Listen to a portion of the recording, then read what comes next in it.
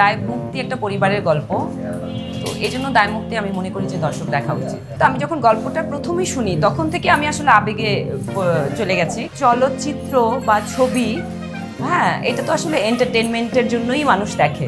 একটা ছবি যখন ভালো চলে তখন একজন প্রযোজক, একজন পরিচালক আসলে আরেকটা প্রজেক্ট করতে পারে। আসলে অনেক কথা বলার আছে দায়মুক্তি নিয়ে।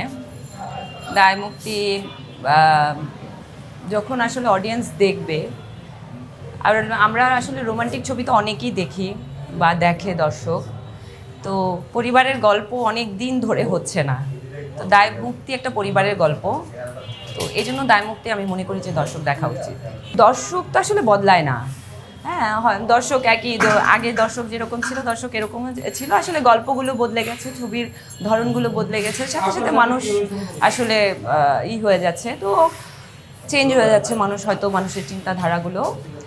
কিন্তু আসলে চলচ্চিত্র বা ছবি, হ্যাঁ, এটা তো আসলে এন্টারটেনমেন্টের জন্যই মানুষ দেখে, তাই না? আর আমরাও সেটার জন্যই কাজ করি।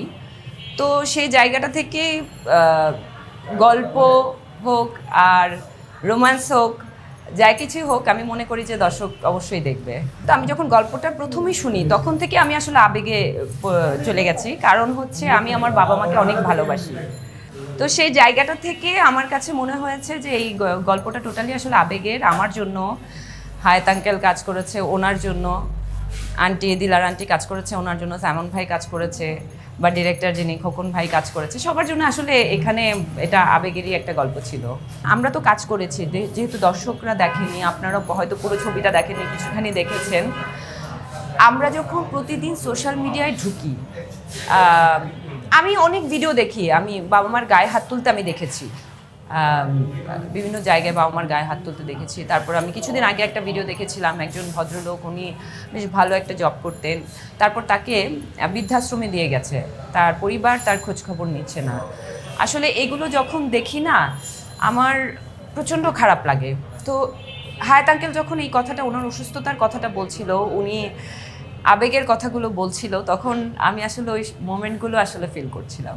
আমি এই মাত্র একটা ছবি শেষ করে আসলাম, ওটা টোটালি একটা ভালোবাসার গল্প ছিল, ময়নার চর ওই ছবির নাম। ওই ছবি হচ্ছে ইমন ভাই আমার কো আর্টিস্ট ছিলেন। তো এরপর আমার যে মুভিটা আসছে, এটা তো অবশ্যই ভালোবাসার গল্প দেখছে অডিয়েন্স। আমি অডিয়েন্সকে নিয়ে বলবো, আপনারা অনেক বুদ্ধিমান, আপনারা অনেক কিছু বুঝেন, আপনারা গল্প বুঝেন। আমি আমার প্রথম ছবি যখন করি, দর্শক রিভিউ দেখি, তো তখন দেখলাম যে দর্শক বলছে যে এখানে এটা হয়েছে কেন, এখানে এটা হতে পারতো, এখানে ওইটা হইতে পারতো। তো আপনারা আসলে অনেক কিছু বুঝেন।